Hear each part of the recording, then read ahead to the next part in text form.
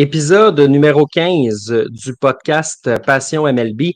Charles-Alexis Brisebois ici qui est là comme à tous les jeudis où on enregistre. Très content d'être de vous compter parmi nous, parmi les auditeurs. Merci d'être là à notre podcast, à moi et à Sébastien Berroir qui m'accompagne encore une fois cette semaine. Mon cher Sébastien, comment vas-tu? Ça va très bien, merci. Mais là, juste avant qu'on commence, je vais être sûr, tu vas-tu être là pour tout l'épisode ou à un moment donné, tu vas partir comme la semaine passée? Parce que sinon, là, je suis seul, là, Félix n'est pas là, là. Ouais, ben écoute, je veux pas faire ça aux auditeurs. Tu sais, au moins, s'il y avait Non, Félix, ça faisait une petite balance. Là, on veut pas leur imposer ça. non, Juste non. Sébastien, je pense que ce serait un peu trop. Écoute, je vais essayer d'être là. Dernier épisode, évidemment, là, ceux qui étaient là, petit problème technique. J'ai fini l'épisode comme tout le monde en l'écoutant, en voyant Sébastien dire que c'était bien mieux sans moi. Donc, je veux dire que ça sera bien mieux sans lui si jamais c'est à son tour. Mais là, on est là. On est là en chair et en os derrière notre ordinateur pour répondre à vos questions, comme d'habitude, pour jaser de l'actualité du baseball majeur. Sébastien, avant de se lancer, peut-être juste glisser un petit mot sur le concours qu'on a lancé la semaine passée. Un chandail d'Otto Lopez à l'époque des Blue Jays de Toronto, un chandail qu'il a porté lors d'un match, un match au cours duquel il n'a pas joué, mais quand même qu'il a porté. Donc, le chandail suit pas. Pour moi, c'est un. Il n'y a pas de sport dedans, c'est un avantage. Peux-tu nous parler un petit peu de ce concours-là, les modalités, qu'est-ce que ça prend pour s'inscrire, quand est-ce que ça termine? Oui, bien, seulement, c'est pas compliqué, seulement être aimer notre page Facebook de Passion MLB et être abonné au podcast sur YouTube. Pour la plupart, probablement que c'est déjà fait si vous nous écoutez, Mhm. mais si ce n'est pas déjà fait, vous pouvez le faire. Un très beau prix, un Game One Jersey d'Otto Lopez. Donc, c'est vraiment pas compliqué, puis les chances sont quand même bonnes que vous remportiez ce beau prix. Sébastien, le podcast peut officiellement commencer parce que mon père nous a dit bonjour. Salut, Et papa. voilà, c'est réglé. Fait que, fait que sur ça, allons-y là, avec notre bloc hebdomadaire sur l'actualité des Blue Jays. Okay, Blue Jays, let's play ball. Cette semaine, chez les Blue Jays de Toronto, dis-moi si je me trompe, mais à mes yeux, ce qui a retenu le plus l'attention, c'est probablement le fait que du jour au lendemain, on a dit à Vladimir Guerrero Jr., écoute, on ne te faisait pas confiance en 2019 au troisième coussin. Fait qu'on t'a pas pratiqué là depuis 5 ans, à part 4 manches. Fait que vas-y. Let's Puis go, on start. juste pour rappeler, il y a Justin Turner qui a fait une carrière au troisième coussin qu'on a mis au premier. Fait que peux-tu nous expliquer un petit peu ce qui s'est passé? Selon toi, c'est une bonne décision? Comment tu vois ça, cette histoire-là de Guerrero Junior qui est pas déplacé à temps plein au troisième coussin, mais qui va aller dépanner une fois de temps en temps au coin chaud? Ben, juste avant, si c'est ça qui retient l'attention, ça démontre que c'est pas passé grand-chose. Puis on dirait que de semaine en semaine, c'est le jour de la marmotte, il se passe pas grand-chose. On gagne des matchs, on en perd quelques-uns. C'est là, c'est une série qu'on remporte contre les Pirates, mais il n'y a rien de spectaculaire. On avait balayé les White Sox sans leur meilleur lanceur. Là, on divise la série contre Baltimore. Donc, c'est toujours des hauts et des bas. On dirait qu'on Mhm. s'en sort jamais. Mais pour revenir à Vladimir, ça montre à quel point on est un petit peu en mode panique à Toronto. De placer Vladimir au troisième coussin en sortant un peu de nulle part. Si on avait préparé le terrain, que Vladimir était prêt à assumer cette position-là, à revenir à ses anciennes amours, mais là, ce n'est pas le cas. On le lance dans la fosse au lion, débrouille-toi avec ça. Puis on l'a vu dans le premier match, là. Je pense qu'il y a eu juste une balle, mais ça n'a pas été facile. Il a fait le jeu, mais il était à côté de la balle quand il l'a saisi, il était un petit peu décalé, donc vraiment, il n'est pas à l'aise. Puis c'est normal, on ne peut pas le blâmer, là. Ça fait des années qu'il évolue au premier coussin et là, on le déplace. Puis, c'est arrange-toi avec ça. Nous, on a décidé que c'était la meilleure chose. Tout ça pour que Daniel Vogelbach soit dans l'alignement, c'est irréel. Puis là, après, tu fais ça, puis lors des 2 derniers matchs contre Baltimore, ben, Vogelbach joue pas, parce qu'il est juste C'est frappeur ça. de choix, puis il arrive pas en fin de match. Tu sais, c'est assez spécial de voir que ça a été géré de cette façon-là. Il y a Nick ici qui soumet une théorie que j'avais soulevée dans un de mes textes, et je te la propose. Est-ce que tu penses que de faire jouer Vladimir Guerrero Jr. au troisième coussin, c'est un message que tu envoies aux autres équipes en disant, c'est pas un joueur de troisième but, mais si tu vas le chercher, il peut pas juste jouer au premier puis DH, il peut te dépanner au troisième coussin. Penses-tu qu'il y a un peu de ça là-dedans? Ben, le mot important dans ta phrase, c'est dépanner. Parce que je pense Ouais. pas qu'un club va aller chercher Vladimir en ayant un trou au troisième coussin puis en pensant le combler Non, avec non, évidemment. Vlad Junior. Tu sais, oui, il peut dépanner au troisième but, mais il ne faut pas que ça soit sa principale position. Est-ce que ça fait vraiment monter sa valeur? Tu sais, l'échantillon est encore très mince. Tu sais, il n'a pas encore démontré qu'il était très solide à cette position-là. Donc, je ne pense pas vraiment que ça ait un gros impact sur la prochaine date limite des transactions si jamais on décide de l'échanger. Euh, Moi, j'ai plus l'impression qu'on est comme je l'ai mentionné, qu'on est en mode panique, qu'on essaie de réagir. On n'est pas en avant de la parade, hein. On réagit tout le temps aux situations qui se présentent, puis c'est ça à Toronto qui se passe. Moi, l'impression que j'ai, c'est que tu regardes les Blue Jays avec leur sacro-saint plan d'être la meilleure équipe défensive, puis d'essayer de gagner des matchs 1-0 parce que ton attaque, elle se réveille premièrement depuis un mois en deuxième manche. Là, ça fait 28 matchs de suite que le club ne marque pas en première manche. C'est une des meilleures équipes d'ailleurs aussi en deuxième manche dans la même période de temps. On va savoir pourquoi. Peut-être qu'on s'arrange vraiment pour que ce soit les frappeurs 4, 5, 6 qui produisent. Euh, donc, tu as un gars comme ça, comme Guerrero Junior, que tu déplaces au troisième coussin, tu affectes ta défensive, tu l'acceptes le temps de deux matchs quand même depuis le début de la semaine. C'est arrivé dimanche, c'est arrivé mardi aussi. Est-ce que tu penses que ça ouvre la porte à dire justement, ben gars, ça fait 2 ans qu'on essaye de miser sur la défensive, puis ça fait 2 ans qu'on n'est plus l'équipe qu'on était avant. Peut-être qu'on devrait rebrousser chemin, faire marche arrière un petit peu, puis se dire, ouais, ça prend quand même de l'offensive pour gagner dans le baseball.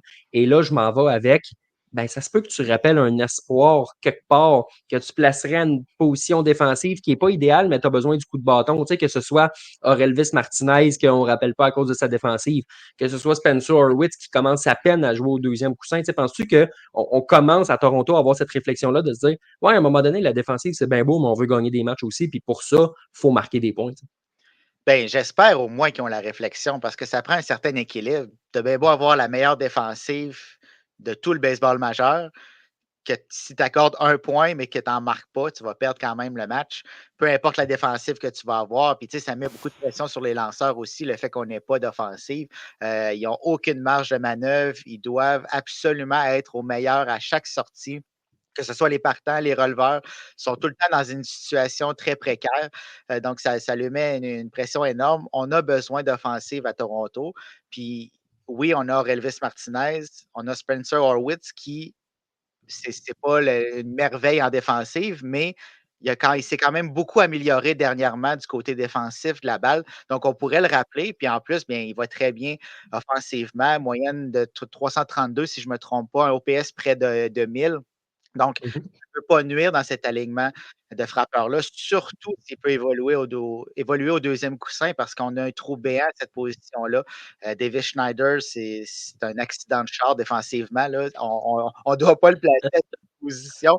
Euh, Excellent offensivement, apporte quelque chose dans ce rôle offensif, mais défensivement, c'est très difficile. Amener un Witz qui s'est amélioré, qui peut être quand même stable à cette position-là, on doit le faire. Je ne sais pas pourquoi ce n'est pas déjà fait. Là. Tu sais, à un moment donné, faut que tu vois que ta stratégie fonctionne pas, puis tu y vas avec l'offensive. Puis, regarde, si à un certain point, tu te dis, ben, en fin de match, on mène, fait qu'on amènera Kevin Kiermaier pour ramener Dalton Varsho dans la gauche, puis pour sortir David Schneider ou pour le mettre ailleurs ou peu importe. Puis, on amènera Ernie Clement pour remplacer un des jeunes qui a plus de difficultés. C'est correct, mais fais pas partir des Kiermaier, puis fais pas partir des Clement quand tu as l'option de donner des départs à des joueurs qui ont peut-être l'opportunité de produire vraiment. Puis, on dit peut-être parce que on le sait pas, tu sais, Horwitz, on l'a vu un peu dans le baseball majeur, Relvis Martinez, jamais. Barger, on l'a vu très, très peu depuis le début de la saison. T'en as une vraie chance, tu sais, juste pour le fun. Moi j'ai l'impression que des fois, ils ont peur que ça réussisse. Tu sais, c'était pas dans le Ouais. plan. Une capacité d'adaptation qui n'est pas toujours là du côté de Toronto. Euh, les Blue Jays, Sébastien, qui ont reçu des belles leçons de baseball de la part des Orioles de Baltimore. On s'entend que c'était pas exactement fameux. Puis ça a mené à des commentaires de John Schneider. Ça nous mène à la question de Matt Gonzo ici. Schneider, pour ceux qui n'auraient pas vu, après le match de mardi, si je ne me trompe pas, après la défaite, la deuxième défaite en deux matchs contre Baltimore, a dit que le plan de match des entraîneurs avait été bon, mais c'est qu'à un moment donné, si tes lanceurs n'effectuent pas la séquence de tir comme il faut qui a été établie, ben, il n'y a rien qui puisse faire. changement de cap de John Schneider comme ça, surtout d'y aller contre ses lanceurs, tu sais, qui l'ont carrément amené en série en 2023, puis c'est pas mal le même personnel qui est de retour. D'un côté, j'aime ça voir le gérant défendre son groupe d'entraîneurs parce qu'il y a beaucoup de pression sur eux, il va au bat pour eux, ça c'est correct. D'un autre côté, la question est bonne, est-ce que c'est une faute de mettre la faute sur les performances des lanceurs, mais que tu dis rien sur Beau Bichette, puis que tu dis rien sur Justin Turner, puis tu dis rien sur, je pourrais te nommer 3-4 autres gars comme ça. Comment tu vois ça, cette déclaration-là de John Schneider qui a pris ses lanceurs, qui a pris l'autobus, puis les a sacrés en dessous? Là, j'ai-tu bien compris, là, tu as dit que le plan de match était bon. Si je me Écoute, trompe pas, on a retiré Trevor Richards après 2 manches où il était en parfait contrôle pour oui. rentrer dans le match Cabrera qui s'est fait pelleter, mais le plan de match était bon. C'est ça qu'il faut comprendre, là. C'est un plan de match Schneider. C'était bon aussi de sortir Berrios après 2 manches et 2 tiers en Oui, série. oui, c'est ça, c'est ça. Ça, on va revenir, c'est la même chose à chaque semaine, mais ça doit être Oui, encore une décision des petits génies du département de l'analytique qui ont pris ah, la c'est ça. décision avant le match. C'est ridicule. Et non, ce plan de match-là était pas bon. Puis les lanceurs n'ont pas fait le travail à certains égards dans ce match-là, peut-être justement parce qu'ils n'étaient pas dans une bonne situation. Là, il va falloir me l'expliquer, celle-là de retirer un lanceur qui est en parfait contrôle pour en amener un autre en se fiant seulement aux chiffres, à l'ordinateur. Pourquoi faire ce mouvement de personnel-là en pleine rencontre? Schneider ne peut pas avoir ces propos-là après le match, surtout en blâmant ses lanceurs et non pas son attaque, puis en disant que son plan de match est excellent. Ça ne se fait juste pas. Puis, on l'a mentionné tantôt, le fait que l'attaque est anémique, ça met une pression sur les lanceurs. Donc, Ben c'est oui. sûr et certain que les lanceurs ont une part du blâme, mais ça ne peut pas leur revenir seulement à eux. Ben non, exactement. Surtout que tu prends le même personnel que l'an passé avec plein de gars qui ont eu des saisons un peu au-delà des espérances. Tu ne peux pas espérer que ça se répète. Logiquement, là, ça n'arrive pas là, des saisons comme ça consécutives de suite quand tout le monde joue au-dessus de sa tête. Donc, regarde, c'est assez spécial de la part d'un John Schneider qui, comme nous le souligne Nick, il avait dit quand il est arrivé en 2022 qu'il voulait forcer les jeux et qu'il voulait avoir plus d'amorti, de frapper court quand il a remplacé Charlie Montoyo. Ça a duré une semaine et demie, je pense. Hein, une grosse semaine et demie où on a volé les buts, puis après ça, c'était plus ça. Il a comme rapidement réajusté son plan de match avec ce qu'il y avait avant. Euh, John Schneider qui avait enlevé d'ailleurs le veston des circuits parce qu'il voulait célébrer les petites victoires sur le terrain, puis justement, les bunts, les hit and run, des trucs comme ça.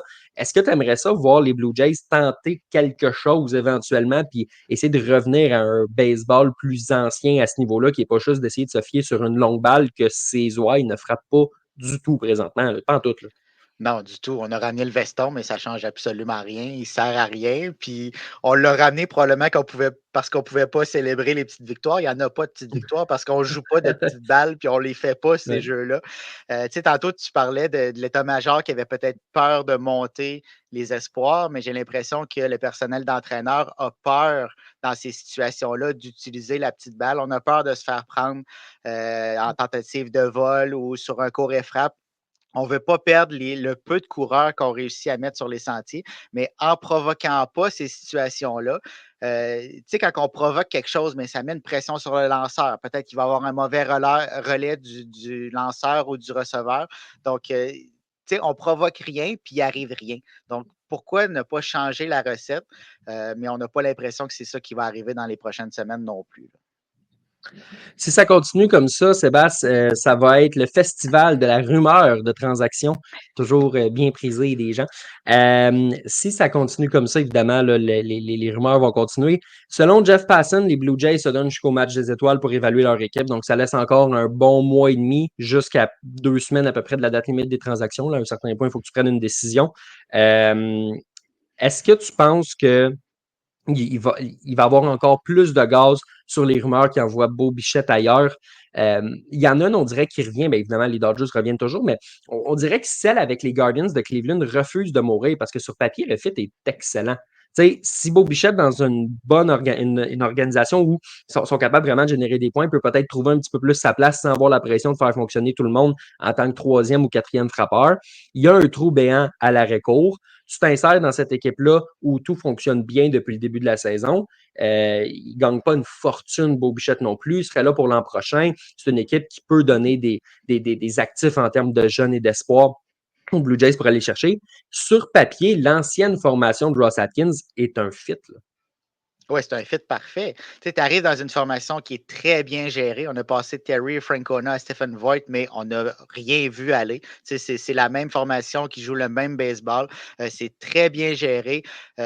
Comme tu l'as mentionné, il n'y aurait pas la pression de performer au point de tirer l'équipe. On a déjà des José Ramirez, Josh Naylor qui font très bien, Fry également. Donc, on a ce noyau de joueurs qui font le travail. On ferait juste ajouter une pièce. Puis, probablement que dans le plan des Guardians, ça ne serait pas de le signer à long terme. On le sait que ce n'est pas vraiment dans leur historique, mais au moins, on l'aurait pour 2 ans. Puis on pense qu'on a une formation qui peut quand même aller loin. On a beaucoup de blessés du côté des lanceurs. Donc, peut-être que si on ne gagne pas cette année, on aurait la chance, avec les lanceurs en santé l'an prochain et un beau Bichette qu'on ajouterait à l'alignement, de pouvoir se rendre jusqu'au bout. Donc, c'est vraiment un fit parfait, mais il ne faut pas oublier les Dodgers non plus, qui pour eux aussi, de déplacer Mookie Betts au deuxième but, c'est un fit parfait. Puis eux-mêmes pourraient le signer à long terme par la suite. Ça, c'est clairement une possibilité. Les Dodgers vont être une possibilité pour à peu près tout. Il faut qu'ils améliorent leur voie Toujours une d'alignement. Donc... possibilité. Écoute, les Guardians, j'ai hâte de voir. Tu en as glissé un mot, puis Martin l'a dit aussi, c'est pas une équipe qui donne de gros salaires. C'est pour ça qu'on pense que pour 1 an et demi, ça pourrait être une possibilité. Il gagne 12 millions de dollars par année en moyenne sur son contrat. Là, c'est 36 millions sur 3 ans. Donc, on verra ce que ça va donner à ce niveau-là. Mais c'est sûr que c'est une question qu'il faut se poser parce que Matt nous en parle, comment les Jays peuvent devenir une équipe comme Baltimore. Je ne pense pas que c'est une équipe qui a le potentiel de le faire dans les prochaines années, mais si jamais on voulait prendre ce chemin-là, ben, ce serait justement de faire comme les Orioles et de complètement déconstruire. Et pour déconstruire, ben, ça veut dire que il n'y a personne qui est intouchable. On parle des Guerrero et des Bichette, mais il y aurait des Danny Jensen, puis il y aurait des Yusei Kikuchi, puis il y aurait des Jose Berrios, puis il y aurait des Chris Bassett, puis il y aurait des Yimi Garcia. Autant les joueurs de location que les joueurs avec un contrat à moyen terme, avec un petit peu plus à long terme, comme dans le cas de Berrios. Tout le monde y passerait, mais je ne pense pas que les Blue Jays en sont là. Les Jays qui vont avoir, à la base, juste des décisions à prendre pour dans le prochain mois et demi, Sébastien, de se dire hey, c'est quoi la direction qu'on prend? Est-ce qu'on achète? Est-ce qu'on y va au neutre? Est-ce qu'on échange juste les joueurs de location? Est-ce qu'on échange des joueurs avec du terme? Puis si on échange juste les joueurs de location, moi, il y a un joueur qui m'intéresse quand même, puis j'en ai écrit un texte sur le Passion MLB, c'est Danny Jensen. Parce que, tu sais, c'est une chose d'échanger Kiermaier. Tu peux le remplacer avec Dalton Varsho au centre. Il ne produit pas vraiment offensivement. Tu mets quelqu'un d'autre dans la gauche, c'est pas un trouble. Tu peux échanger Justin Turner. Tu peux échanger des gars comme ça de location. Mais Danny Jensen, c'est ton receveur numéro 1. Puis moi, je pense que peu importe la façon dont tu vas te diriger l'an prochain, que tu essaies de gagner ou que tu essaies de reprendre une petite tendance de reconstruction ou peu importe, tu as besoin d'un Danny Jensen derrière le marbre, peu importe ta situation. C'est tellement, tellement, tellement important d'avoir un receveur qui est solide défensivement. Puis en plus, Jensen peut t'amener le côté offensif également. Donc, tu sais, ça va être une décision qui est risquée parce qu'on pourrait le perdre pour les saisons à venir. Puis c'est pas Kirk en ce moment qui peut prendre cette pôle-là. On le voit. Déjà, depuis le début de la saison, il joue beaucoup trop. Puis c'est pas un receveur qui peut prendre ce rôle-là. Donc, si on décide de l'échanger, oui, on peut avoir un bon retour contre ses services, mais si tu le perds par la suite sur le marché des joueurs autonomes, que tu n'es pas capable de le ramener à Toronto, bien là, tu es dans le trouble parce que le temps de trouver un autre receveur de cette trempe-là, ça risque de prendre plusieurs années. Peut-être que là, ça va te donner le temps de justement avoir le même genre de plan que les Orioles ont fait parce que si les Blue Jays avaient voulu être compétitifs au niveau des Orioles, il aurait fallu faire des mouvements de personnel durant la saison morte et en faire d'autres à la date limite des transactions. Mais là, on n'en a pas fait durant l'hiver. Là, si on en fait à la date limite des transactions, ça ne sera pas suffisant pour compétitionner contre les Orioles, contre les Yankees.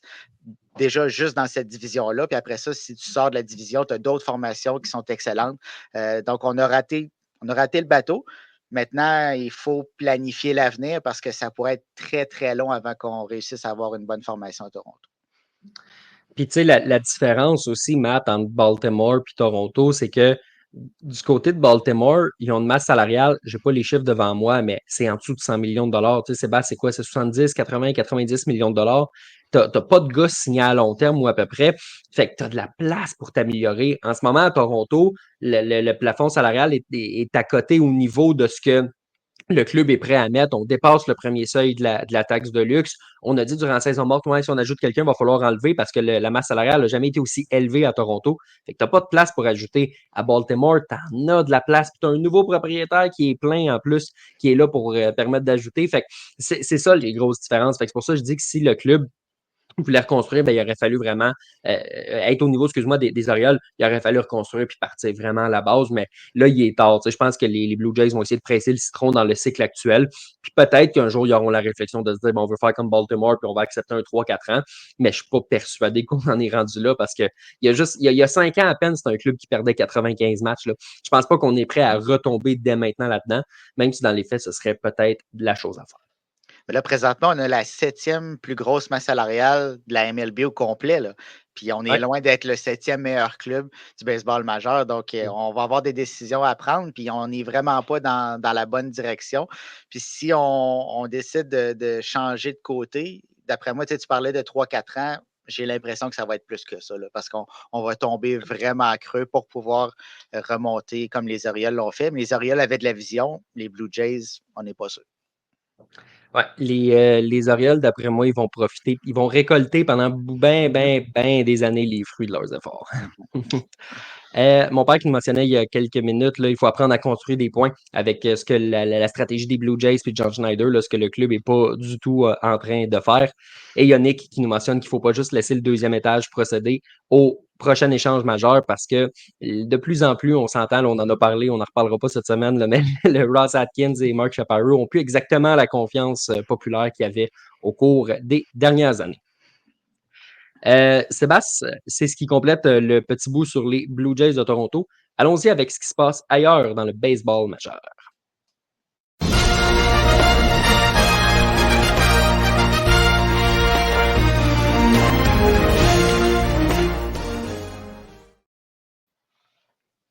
Ailleurs dans la MLB, la grosse nouvelle au niveau du baseball québécois, c'est le renvoi d'Édouard Julien à Saint-Paul au niveau 3A. Les Twins qui devaient prendre une décision avec le retour de Royce Lewis.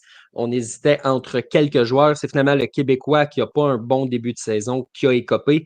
Parle-moi un peu là, de ce renvoi-là dans le 3. Là, comment tu as vécu ça? Ben, pour moi, je ne pense pas que ce soit le bon joueur qu'on a envoyé dans les mineurs. Par contre, je comprends tu sais, la résultante de la réflexion que les Jays ont eue. Au final, c'est une question de contrat. Ceux qui avaient un plus gros contrat, mais qui ne performaient pas, sont demeurés au Minnesota, tandis que Julien, lui, est renvoyé dans les mineurs. Par contre, il faut noter que ça n'allait pas bien pour Édouard Julien, là. Je pense que les lanceurs adverses, comparés à l'an dernier, ils ont fait du vidéo, ils ont vu les faiblesses de Julien au bâton, se sont adaptés. Là, maintenant, ça va être au tour de Julien. Il va avoir tout le temps voulu, il va pouvoir le faire sans pression, mais ça va être à lui de s'ajuster au lanceur du baseball majeur, puis à redevenir le frappeur qui a toujours été, qui se rend sur les sentiers, qui a un excellent œil au bâton. Donc, je ne suis vraiment pas inquiet, ça va venir. Restera à voir combien de temps ça va prendre. Nick a mis le doigt sur le bobo aussi. C'est une question de confiance parce que Julien, il sait qu'il est capable de frapper la balle. Il sait qu'il est capable d'éviter les retraits sur 3 prises. Il sait qu'il est capable de progresser défensivement. Il sait qu'il est capable un peu mieux que l'an passé de frapper contre les gauchers, de soutirer les buts sur balle. On les connaît, ses forces. Cette année, il ne les appliquait pas beaucoup. Euh, à mes yeux, c'est une gang de la deuxième année comme il s'en fait. Il a été victime des circonstances pour aller en bas. Reste à voir si ça va être long ou sinon. Des fois, c'est une question de circonstances. Il a été envoyé en bas en raison des circonstances. Ben, si Royce Lewis se reblesse, ce qui n'est pas impossible parce que c'est un excellent joueur, mais qui vient avec un historique de blessure, ben, peut-être que Julien va avoir sa chance. Puis s'il en profite, peut-être que Saint-Paul, il va lui dire bye à jamais puis qu'il ne retournera jamais. Là. Oui, peut-être. Puis c'est sûr que ça va être le premier à être appelé dans cette situation-là. Puis s'il Ouais. profite de sa chance, ben, il va demeurer dans le baseball majeur. Moi, la seule question que je me demande, est-ce qu'il a changé quelque chose, soit dans son élan ou dans son approche par rapport à l'an dernier, dans le sens qu'il y a beaucoup plus de circuits. Il va un petit peu plus pour la puissance. Peut-être que c'était son objectif, mais souvent, ça vient avec les retraits au bâton. Donc, tu sais, je pense que ça ne tient pas à grand-chose, puis on va le revoir très bientôt. Nick qui nous mentionne aussi que Manuel Marco aurait dû lever les feutres avant Julien. Tu en as parlé, Sébastien, c'est une question de contrat ultimement. On voulait pas manger des millions de dollars, envoyer un gars qui peut rester en haut. Donc, c'est une question de circonstances, là, comme on le voit dans le baseball majeur assez souvent. Euh, Toi, Sébastien, je sais pas, es-tu un gros parieur sur les games de baseball? Pas vraiment. Mais si Est-ce que j'étais tu un penses... joueur du baseball majeur, je le serais encore moins. OK. Est-ce que si tu pariais 25 fois sur les Pirates, t'aimerais tes chances de gagner au moins un pari? Surtout si c'est mon équipe. Oui. C'est incroyable. C'est incroyable cette histoire-là de Mark Hano qui est suspendu à vie, banni à vie du baseball majeur parce qu'il a parié sur le baseball. Tu sais, on va être un petit peu impoli, mais grand champion. Tu sais, si tu Oui. veux parier, au moins parie sur un autre sport. Tu sais, au moins Mhm. exclus le baseball de tes paris sportifs. Pas Puis comme tout le monde qui parie sur la NFL, là, tu sais. oui, c'est ça, exactement, comme toute la planète. Oui. Mais, mais c'est quand même, tu sais, c'est pas des paris faramineux, là. On parle de 150 000 tu sais. Oui, c'est beaucoup d'argent, mais sur les salaires que ces joueurs-là font, c'est vraiment petit. Puis de perdre sa carrière, son emploi pour des paris de la sorte, puis il n'est pas le seul, là. Il y a des joueurs dans les mineurs qui ont été suspendus 1 an, puis on s'en parlait hors d'onde pour 99 là. Tu sais, Ouais. faut chercher le trouble pour vouloir là, à tout prix parier 99 puis risquer une suspension d'1 an. Je comprends Mm. pas. Non, c'est une situation assez spéciale. Une qui doit être contente, ceci étant dit, c'est de tout ça, c'est la MLB. Parce que pendant qu'on parle des petits paris à 99 puis qu'on parle du 0 en 25 des paris sur les Pirates de Pittsburgh, ben on parle un petit peu moins de l'interprète des interprètes qui va aller interpréter ce qu'il a fait L'hymne national. entre les quatre murs de. Ouais, c'est ça. Oui. Tu sais, quand on parle de IP Mazwara puis de ses 17 millions de dollars puis de la situation avec Shohei Ohtani qui a été officiellement blanchi, tout a été, comme par magie, j'ai envie de dire, là, annoncé en même temps. Fait que là, tu prends une journée, tu parles de ça, puis après, tu sacs patience. Tu sais, ce ne sera pas dans nos sujets la semaine prochaine, sûrement pas, du moins, là, sur le podcast. Là, on a tout réglé ça d'un coup. Merci, bonsoir, bye la visite, puis après, on va reparler des Dodgers qui affrontent les Yankees, puis ça va finir là. Fait que là, tu es en train de me dire que tout ça est un heureux hasard. C'est ça? Moi, je crois beaucoup au hasard, surtout dans Oui. des situations où ça fait l'affaire des grosses organisations. Ouais. Parce que la MLB s'est rendu compte que Marcano et les autres pariaient cette même journée qu'on a Ouais. blanchi Shohei Ohtani. OK, d'accord. Je vais Oh, arrêter ouais. là, c'est tout ce que j'avais à dire. Voilà, on a tout compris. Euh, Louis Gill du côté des Yankees de New York. Euh, il est bon, hein? Écoute, on dirait qu'on cherche des qualificatifs. Je cherchais un lien à faire avec Juan Soto parce qu'il pourrait gagner recrue de l'année, puis il est plus vieux que Juan Soto, ce qui est quand même drôle. Puis c'est la même chose pour Shota Imanaga d'ailleurs. Là, les deux recrues de l'année pourraient être plus vieux qu'un gars qui va tomber agent libre, ce qui est quand même assez ironique. Mais du côté des Yankees, là, on en parlait souvent, mais on se disait avec la blessure de Garrett Cole, il faut survivre, puis après on ira. Là, les Yankees ne font pas juste survivre. Là. Bon, en tout cas, là, ils ne font plus survivre. Ils ont survécu, mais là, ils ne font plus juste survivre. Là. Ils sont tout simplement en feu, à commencer par Louis Hill. C'est tout simplement extraordinaire ce qu'il est en train d'accomplir cette saison. Les frappeurs adverses frappent pour 153 de moyenne contre lui.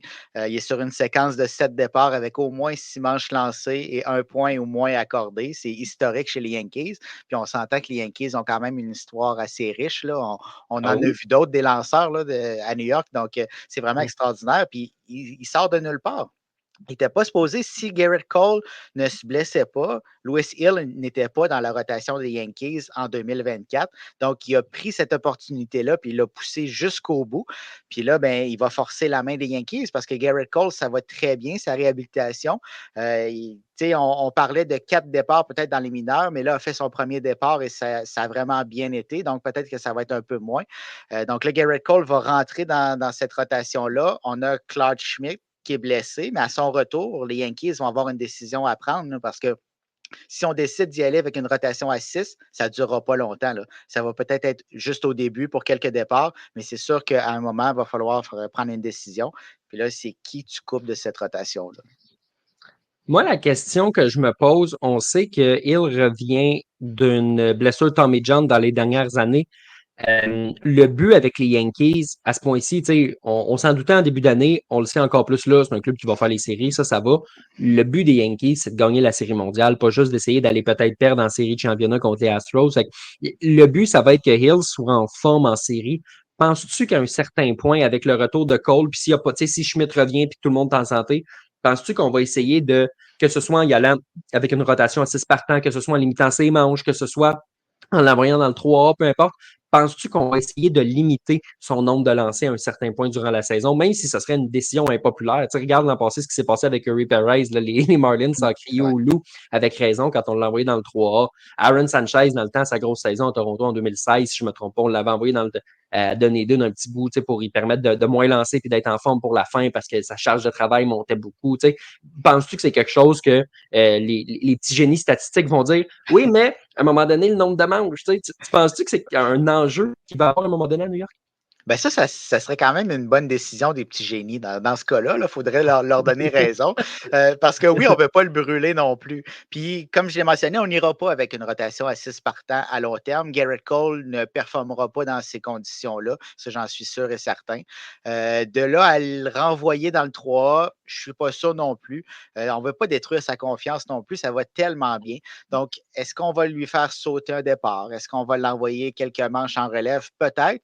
Mais il ne faut pas prendre le risque, justement, de le sortir de sa situation actuelle où il est en plein contrôle. Il arrive au monticule, il est tellement confiant. Il ne faut pas casser cette confiance-là. Il ne faut pas faire les mêmes erreurs que certaines équipes ont fait, mais il faut juste trouver un moyen de, oui, limiter ses manches pour qu'au mois d'octobre, il soit en pleine forme. Avais-tu ça sur ta carte de bingo, toi, Paul Skeens, qui rend les Pirates vraiment intéressants? Tu sais, c'est du must-watch baseball là, quand ce Ouais, gars-là fait du monticule. Puis, tu sais, je regarde en fait ce qui s'est passé dans les derniers jours. Tu vois un duel entre Tyler Glasnow et Jared Jones. Jared Jones, qui est un excellent lanceur, qui a peut-être pas toute l'attention qu'il mérite. Un, parce qu'il lance à Pittsburgh. Deux, parce qu'il s'appelle pas Paul Skeens. Mais il fait quand même un bon travail. Puis là, tu as Glasnow qui revient à Pittsburgh. Je pense que c'est pour la première fois depuis la transaction. Je pense pas qu'il était retourné avec les Rays, ou du moins, là, ça faisait un 6-7 ans. Fait que je pense que ça concorde. Devient le premier lanceur de la saison à obtenir sans retrait sur des prises. Le lendemain, tu as Paul Skeens qui rentre. Les affrontements avec Ohtani, c'était vraiment, vraiment, vraiment intéressant. La façon dont il l'a retiré sur 3 prises en première manche avec des rapides exceptionnels, c'était fou.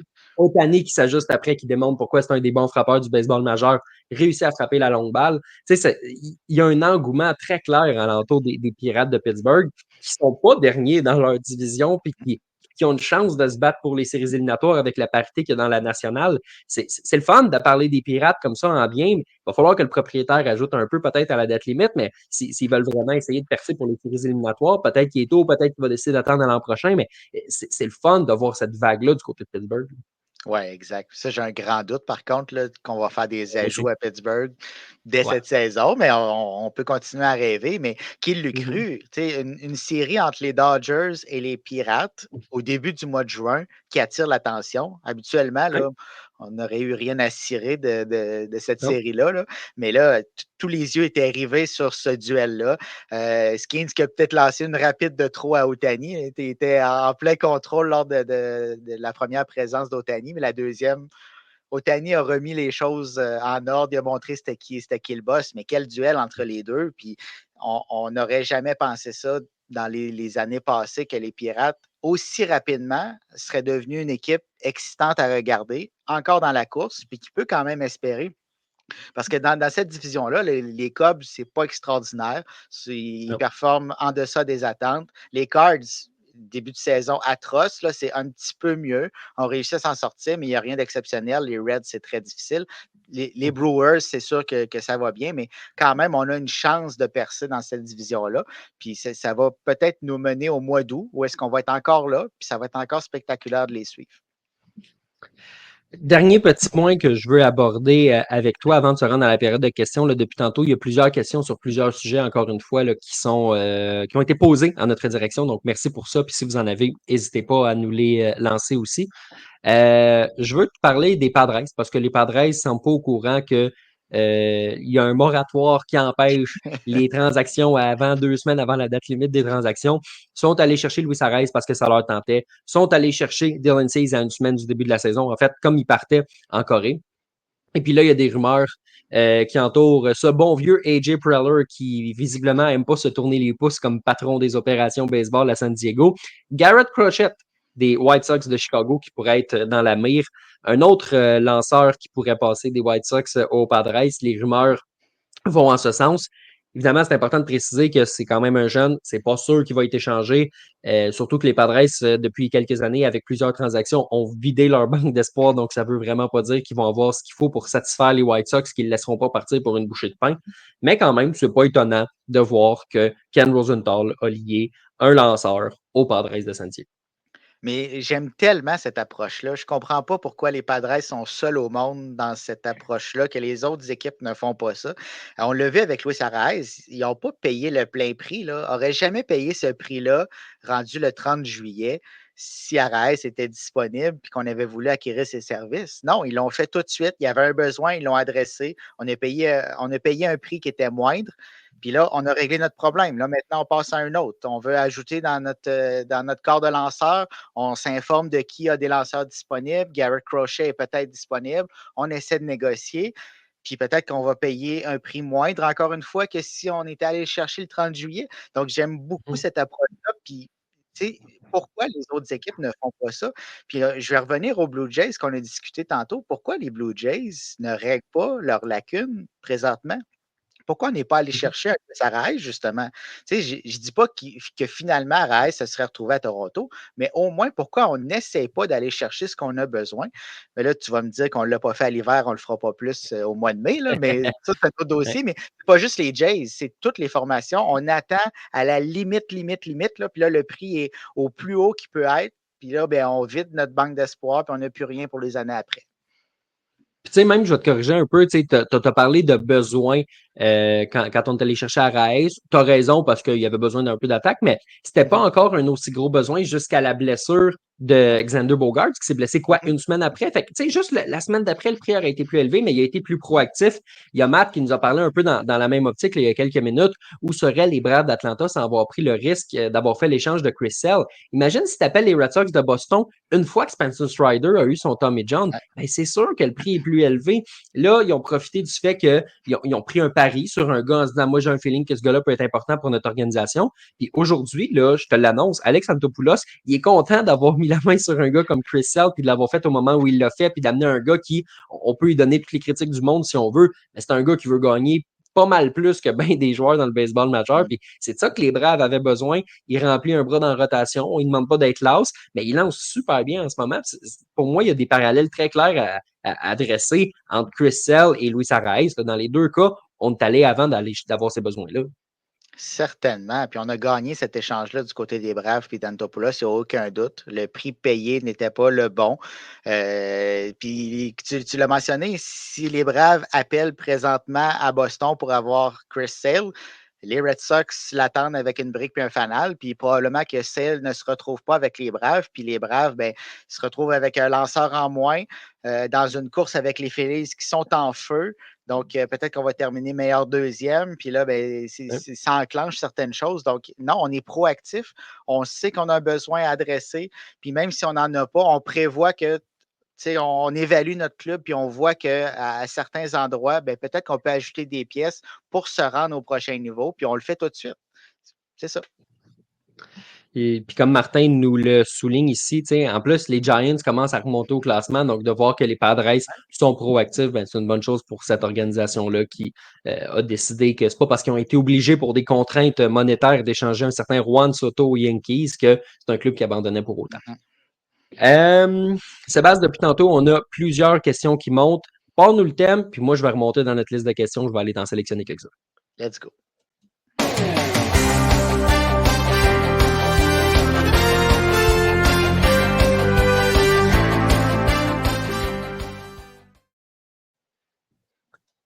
Période de questions, on en a plusieurs en banque depuis les 20 dernières minutes là, qui ont sorti. Donc, allons-y avec Matt qui nous demande est-ce que les Brewers de Milwaukee sont morts de rire présentement? Tu perds Craig Counsell, tu perds Corbin Burns. Euh, t'as Woodruff qui est blessé pour la saison. Il y a eu des rumeurs entourant William Adames qui finalement est resté, mais tu sais, on s'attendait à un hiver difficile, puis moi, je m'attendais à ce que ce soit l'année où les Brewers de Milwaukee tombent, et finalement, t'es mort de rire parce que t'es premier dans cette division-là. T'es une excellente équipe dans la nationale. Il n'y a pas beaucoup d'excellentes équipes en ce moment du côté de la nationale. Les Brewers c'en est une. Ils sont devant les Cubs de Chicago de Craig Counsell. Donc oui, clairement, on doit être mort de rire du côté de Milwaukee. Là.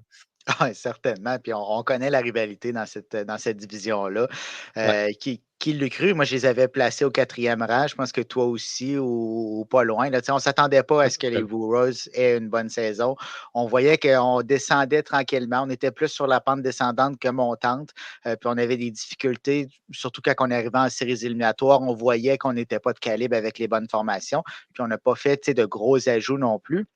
Donc, de voir cette formation-là qui performe, on a mentionné des noms, on avait échangé Josh Hader également. Donc, tu sais, ouais. on a, j'allais dire vider le club, mais ce n'est pas vraiment le bon mot, mais on avait échangé des gros morceaux contre pas grand-chose au final, et pourtant, on continue de performer. Donc, ça va bien. Est-ce que ça va durer? C'est long une saison de baseball, mais pour le moment, ça va très bien. Puis ils sont mieux d'en profiter parce que, tu sais, William Adames peut aussi bien partir, puis on sait à Ouais, quel point il est important pour ce ouais. club-là. Puis je dis à Adames, ça peut être d'autres gars aussi. Ça peut être des transactions, tu sais. Ils ont échangé Corbin Burns, ils peuvent échanger à peu près qui ils veulent, là, tu sais, pour des situations de contrat. Donc, Ouais. profitez-en, les Brewers de Milwaukee, parce que ce sera peut-être pas le cas l'an prochain. Si tu as une fenêtre cette année, essaye de rentrer dedans, Ouais. vas-y à la date limite, va chercher ce que tu as besoin, puis essaye de continuer parce qu'en ce moment, ils ont vraiment une très, très belle équipe. Avec un Contreras Euh, qui est en feu. Là. Tu sais, on parlait de receveur. Tu sais, c'est tellement ouais, ouais, important. ouais. Ça part souvent du receveur, puis là, il fait le travail. Tu sais, ça a été une année plus difficile l'an passé, s'est adapté à son nouveau personnel de lanceur et tout. Là, cette année, ça va. Là. Tu sais, il a pris ses aises puis il a montré qu'il avait l'air de son frère dans ses belles années. Tu Oui. sais. Matt qui nous mentionne aussi, je le savais important, Max Muncy avec les Dodgers, mais ils sont en panne à l'attaque depuis son départ. On en a parlé un petit peu plus tôt dans l'épisode. Le bas de l'alignement des Dodgers de Los Angeles fait défaut présentement. Puis c'est clair que de ne pas avoir un gars comme Max Muncy, c'est important parce que c'est sûr qu'il est moins sexy que les trois MVP qui frappent au début. C'est moins sexy qu'un Will Smith, c'est moins sexy qu'un Teoscar Hernandez.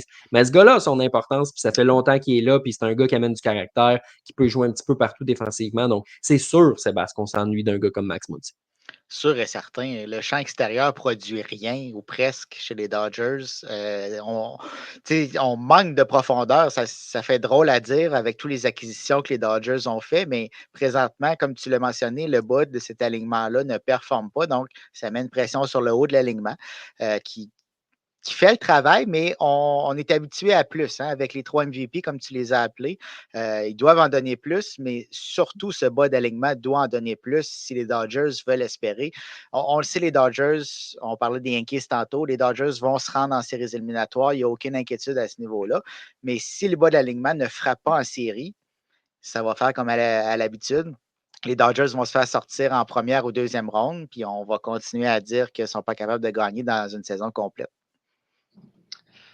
Commentaire ici de mon père qui nous mentionne que c'est incroyable que seulement 5 équipes jouent pour au moins 500 dans la Ligue nationale contre 9 dans la Ligue américaine. Tu sais, j'ai le classement près de moi ici. Tu vois, tu sais, bon, t'as les Phillies puis les Braves, ça c'est évident. T'as les Brewers, t'as les Cubs qui sont à 500 piles, t'as les Dodgers qui sont à 603, les Padres qui étaient à 500 il y a quelques jours, là qui ont glissé à 492 parce qu'ils sont sur une séquence de défaites. De l'autre côté, tu regardes dans l'Est, les 4 premières équipes de la division Est sont à 500 et plus. Il y a les Blue Jays qui traînent de la patte, qui sont pas très loin à 30-32, mais qui Non, sont pas malgré là. tout. Ouais. T'as la centrale qui, pour moi, est une surprise énorme. Avais-tu ça le quatrième club de la centrale à 500 et plus? Puis, tu sais, on Jamais, savait que les jamais. White Sox allaient être nuls, on ne savait pas à ce point-là, là, mais moi, que les Tigers de Détroit soient à 500, que les Royals soient aussi forts que ça, les Guardians, je m'attendais à ce qu'ils soient au moins à 500, je ne m'attendais pas à ce qu'ils soient si forts que ça. C'est quand même une énorme surprise. Puis là, ben, à ça, il faut rajouter les Mariners de Seattle dans la division Ouest. Mais ce qui se passe du côté de la centrale, tu as 4 équipes à au moins 500 versus 5 dans la nationale au complet. C'est plus la faible division qu'on décriait en disant ça va être un duel Détroit contre Cleveland. le monde, là. On n'est pas là du tout en ce moment, là. Non, si tu m'avais dit, il va y avoir un club qui va jouer pour 500 dans cette division-là, je t'aurais cru. J'aurais dit, ben oui, tu sais, les autres vont, peut-être Oui. qu'au début, ils vont performer, puis après ça, ben, tu sais, c'est déjà une formation, donc ils vont peut-être Mhm. diminuer le régime. Mais non, là, présentement, c'est vraiment impressionnant de voir ça aller. Encore là, tu sais, on le mentionnait tantôt, des jeunes formations, longue saison, est-ce que ça va durer? Peut-être pas, mais qui profitent de cette expérience-là, qui prennent justement de l'expérience. Euh, Apprendre à gagner, c'est une chose. Donc là, on en profite.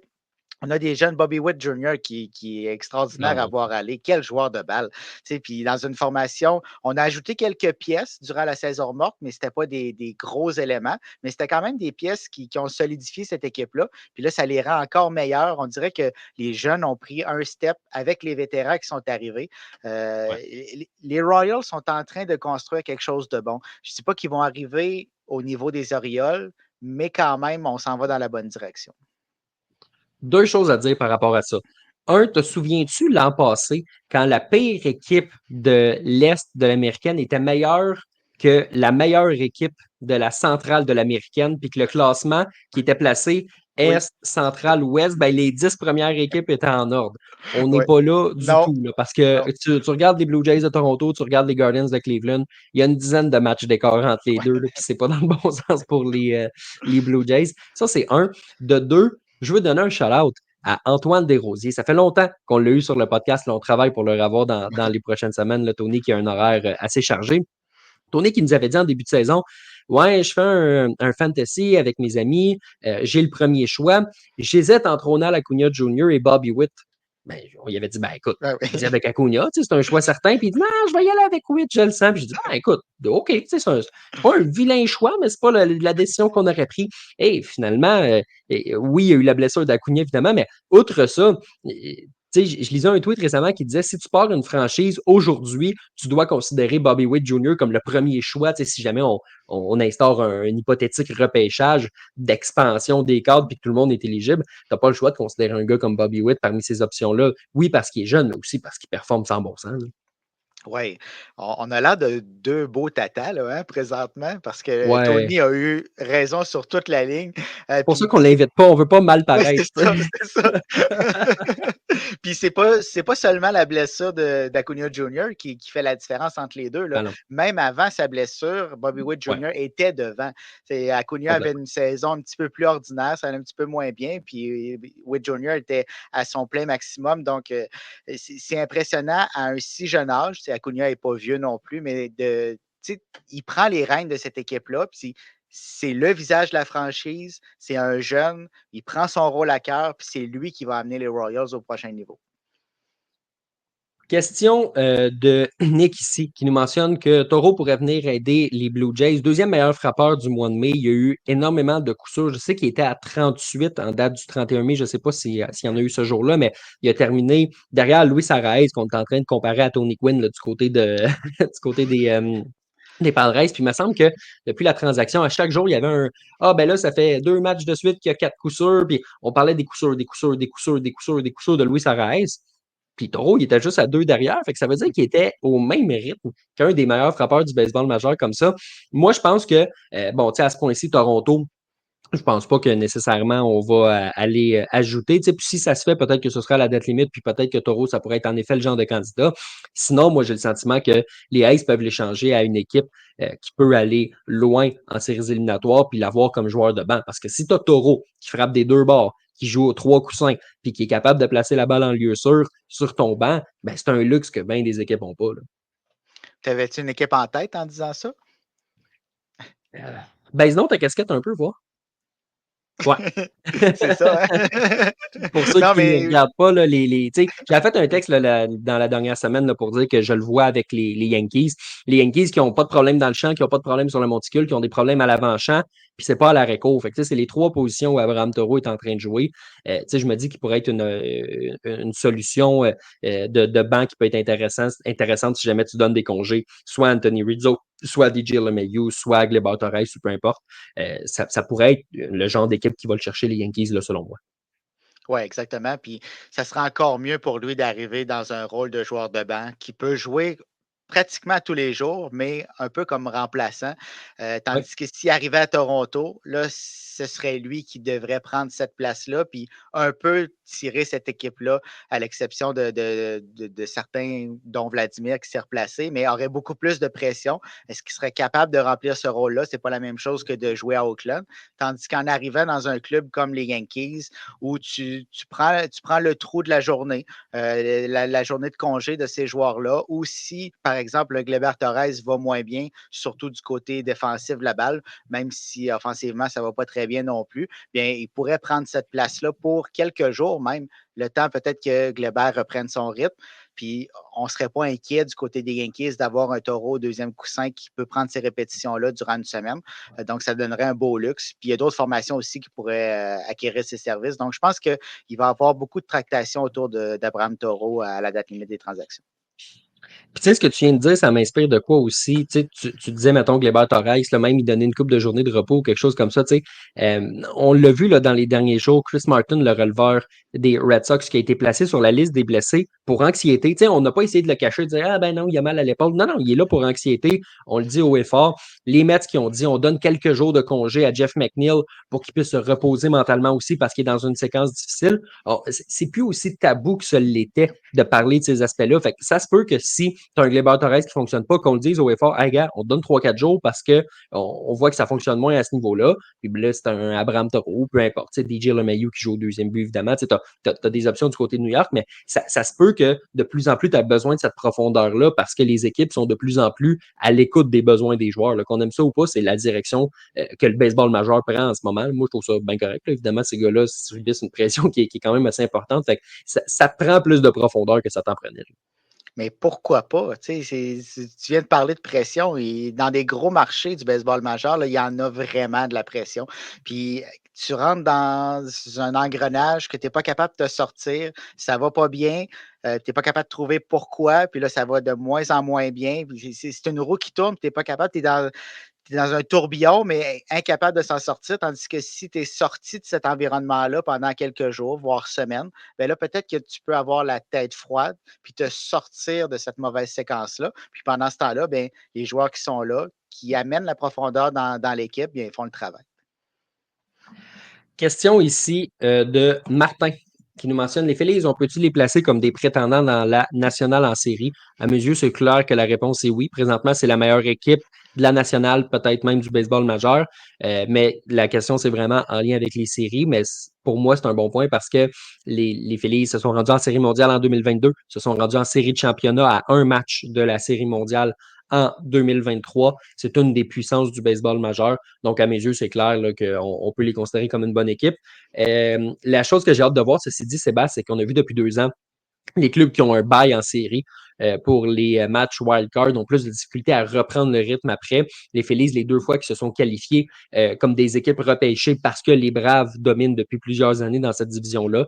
Penses-tu que c'est un aspect qui peut jouer contre les Phillies ou c'est tellement une grosse machine que tu te dis, ben écoute, peu importe les circonstances, moi, c'est une équipe que je vois aller loin. Là, comment tu vois ça?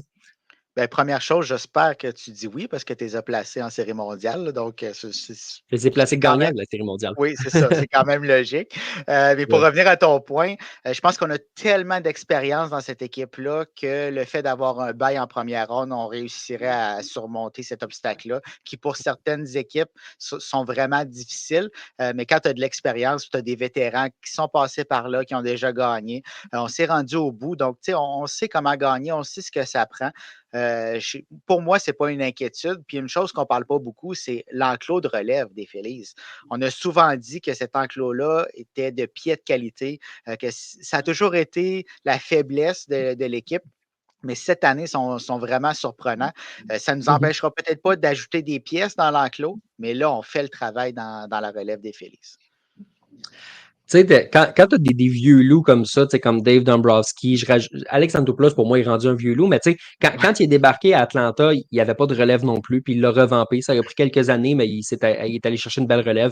Même chose pour Dombrowski, là, qui s'est assuré d'avoir les éléments en main pour que les lanceurs partants ne se sentent pas obligés de lancer 9 manches. Là. Fait que regarde, il a appris un petit peu des Tigers des années 2010. Là. En 2000, 2012-2014, là, ces années-là, là, les lanceurs partant lançaient 8 manches puis ils perdaient en 9e. Là. Tu sais, c'était assez Ouais, c'est difficile. ça. Donc, Dombrowski Par apprend un petit contre, peu à ce niveau-là.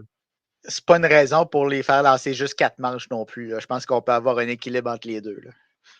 Mettons ce 7, là, tu sais. Oh, oui, c'est ça, c'est ça. Atteins la barre du départ de quelqu'un. Oui. Euh... Sébastien, merci beaucoup d'avoir été là encore une fois avec moi cette semaine. Merci aux auditeurs aussi d'avoir été là. Toujours un plaisir d'interagir comme ça. Encore une fois, beaucoup de questions cette semaine. On a été gâtés. Ça, évidemment, c'était pour ceux qui nous écoutaient jeudi à 20h en live sur Facebook, sur X ou sur YouTube. Et les autres, Sébastien, qui ont envie de nous retrouver, où est-ce qu'ils peuvent le faire?